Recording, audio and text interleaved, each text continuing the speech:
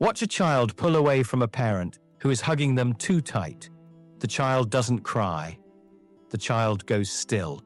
The face goes blank. The little body becomes a piece of furniture inside the parent's arms.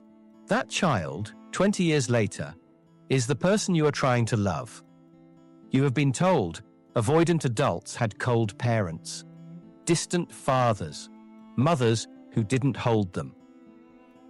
That is the story almost every psychology channel sells. Here is what the research actually shows. In 2002, Dr. Kenneth Rubin at the University of Maryland published a longitudinal study in the journal Child Development. He followed shy, cautious toddlers and their mothers from age 2 into preschool. The finding broke the standard narrative in half. The kids who became the most socially withdrawn were not the ones with cold mothers. They were the ones whose mothers loved them too much, watched them too closely, and refused to let them struggle on their own. I want to say that twice, because I had it wrong for years. Too much love, applied too tightly, builds the same wall as neglect. The wall looks identical from the outside. An adult who cannot tolerate closeness, who pulls back when you lean in, who keeps one foot out the door in every relationship they have ever had. You see that wall and you assume someone hurt them. Sometimes yes, and sometimes the opposite. Sometimes they were loved so hard they had to build a door just to find themselves. This investigation goes 3 layers deep. The science behind the paradox, the archetype Carl Jung named 100 years ago, and the American billionaire whose autopsied life is the clearest case study we have ever seen. Why cold parents? Theory is only half the story. The standard avoidance story goes like this. A baby reaches out. The parent does not respond. The baby learns that needing people is unsafe. The baby grows up and builds walls. That story is real. It just is not the whole story. In 1973, John Bowlby, the founder of attachment theory, published the 2nd volume of his Attachment and Loss trilogy. In it, he named a pattern he called compulsive self-reliance.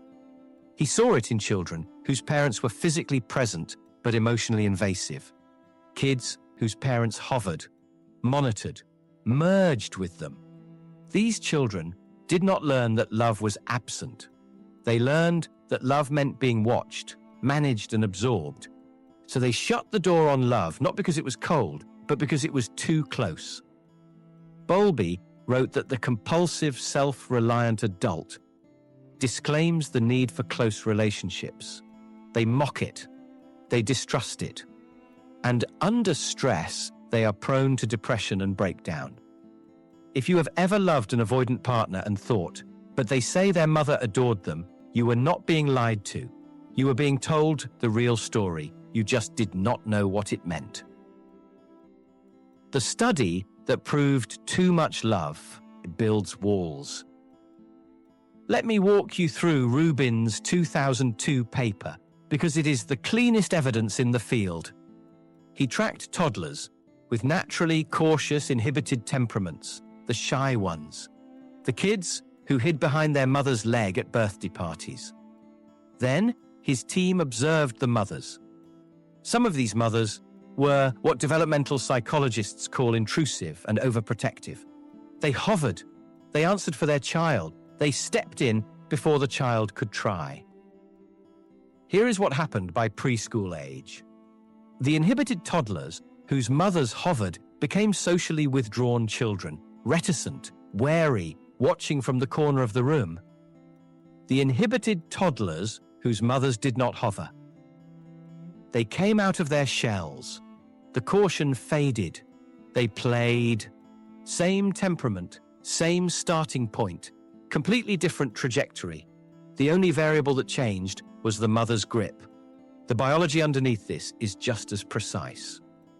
Dr. Megan Gunner, Regents Professor at the Institute of Child Development at the University of Minnesota, has spent over 40 years mapping how a child's stress hormone system, the HPA axis, is shaped by what happens between parent and child.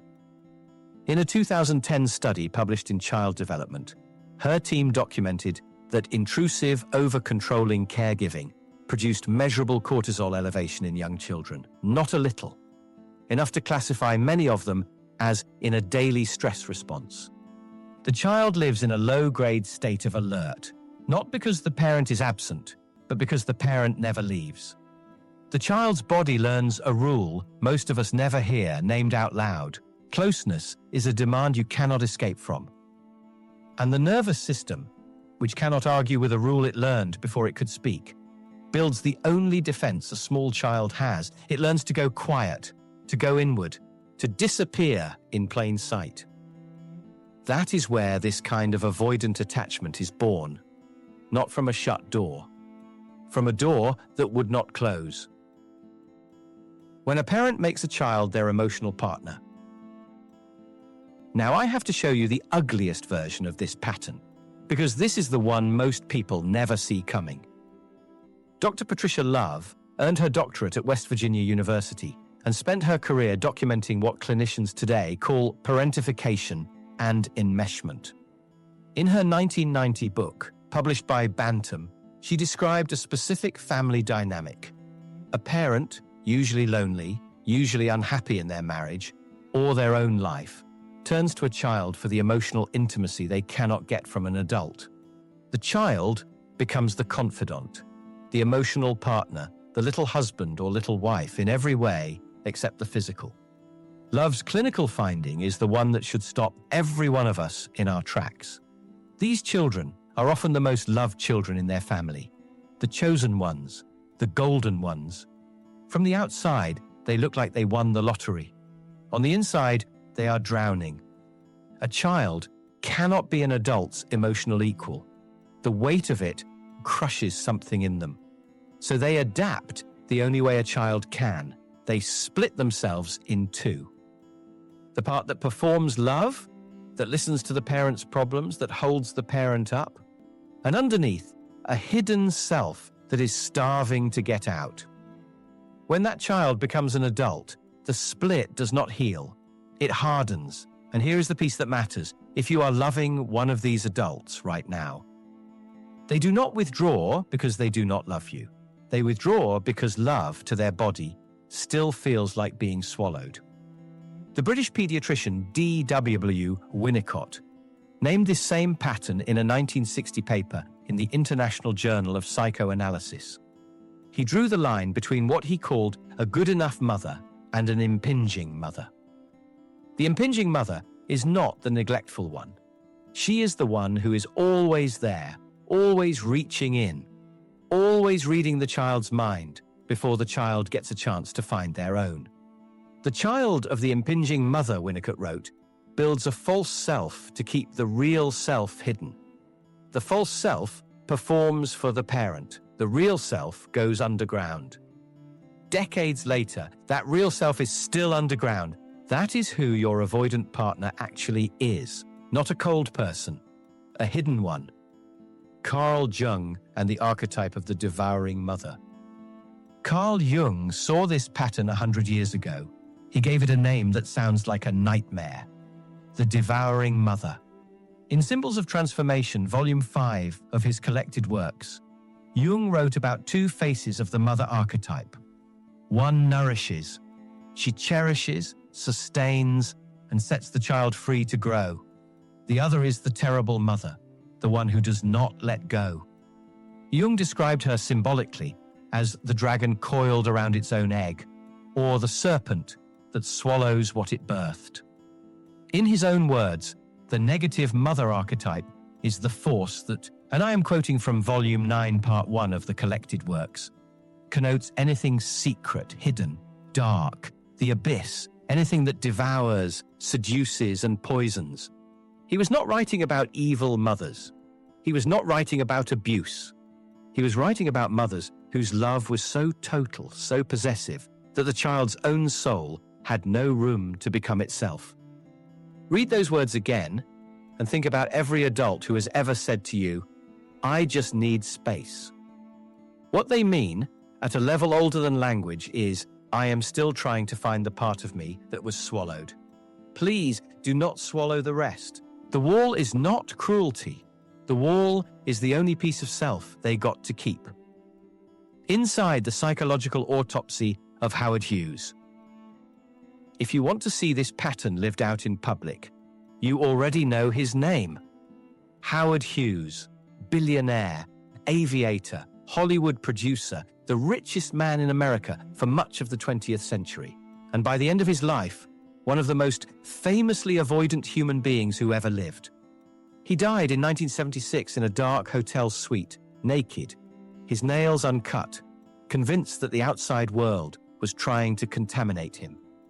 2 years after Hughes died, the attorneys for his estate hired Dr. Raymond Fowler, chair of the psychology department at the University of Alabama, later elected president of the American Psychological Association, to perform a psychological autopsy on him.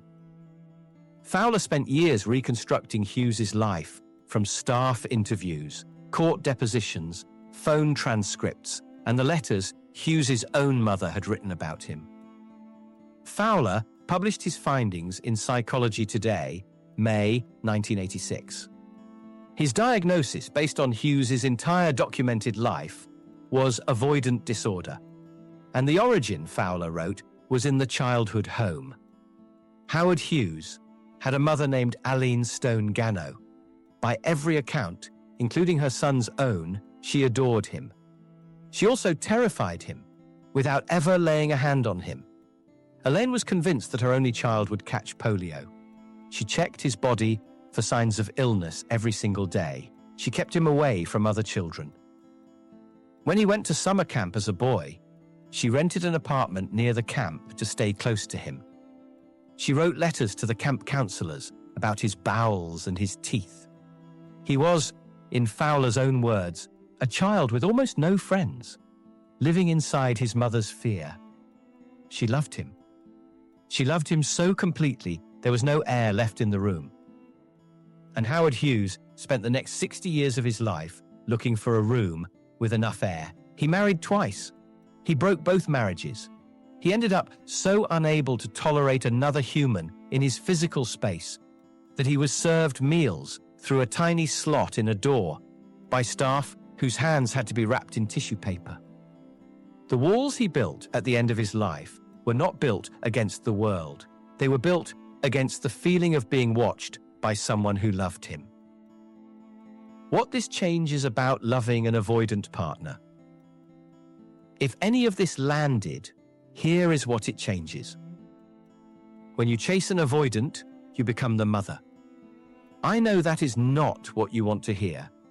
I am not saying your partner's parent was evil, or that you are bad, or that wanting closeness is wrong. I am saying something more specific. The nervous system your partner built as a child cannot tell the difference between pursuit that loves and pursuit that swallows. It only knows that pressure plus closeness equals threat. The instinct, when someone pulls away, is to pursue harder, to send the follow-up message, to ask what is wrong, to lean in. Every single one of those moves, to the avoidant nervous system, is the mother at the camp apartment all over again. What actually works is the thing that feels most wrong to do: presence without pressure. Being the first adult in this person's life who stays close without reaching in. Not distance, not punishment, not games, just the quiet message, transmitted over weeks and months, that closeness to you does not require the disappearance of them. That is not a trick to get them back. It is the thing that was missing for 40 years, and it is the only thing that ever rewrites the rule in the body. The wall was never about you. One last thing. Put your hand on your chest. Take one breath. The next time someone you love pulls away from you, notice what your own body does first. The tightening in your shoulders, the lean forward, the instinct to reach. Then notice theirs. The quarter-inch contraction, the way they go still, the way something in their eyes goes somewhere far away. That is not them leaving you. That is a 3-year-old remembering that love once meant being swallowed. The wall was never about you. It was built before you existed. And the moment you can stop taking it personally, even for 1 hour at a time, something between you has a chance to soften that nothing else ever will. You were told avoidant people had cold parents. Now you know the other half of the story, and that changes everything.